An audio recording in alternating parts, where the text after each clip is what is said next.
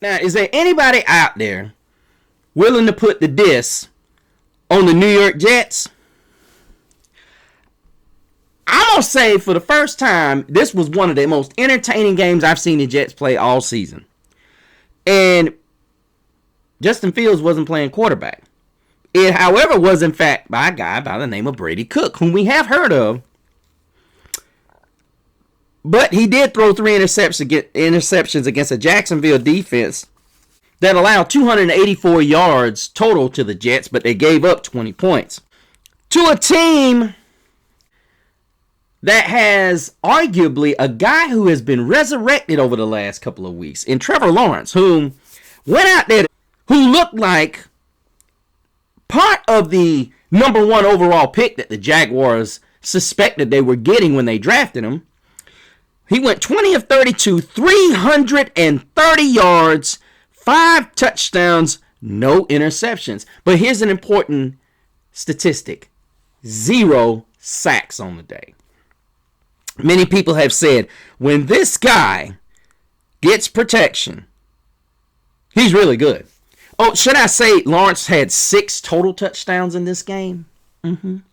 He had 5 carries for 51 yards and a touchdown. So he led his team in rushing as well. So you got to throw that in there. But also we got to remember his teammate, former Clemson teammate, Travis Etienne, who had a quiet day with 12 for 37 on the ground.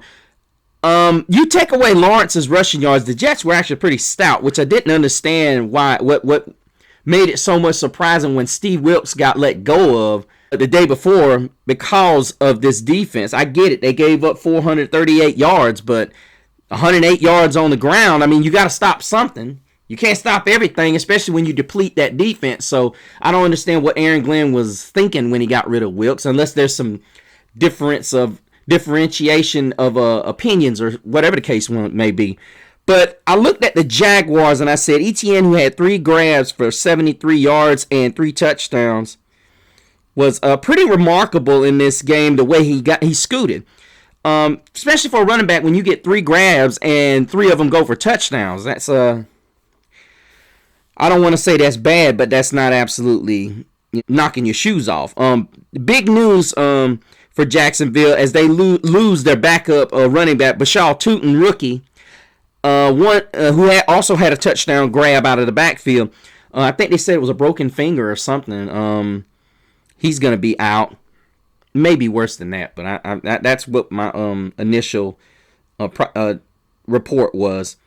Good thing for New York is that Adonai Mitchell, who was received from the Indianapolis Colts in that Sauce Gardner trade earlier in the year, had 6 grabs, 58 yards on a score.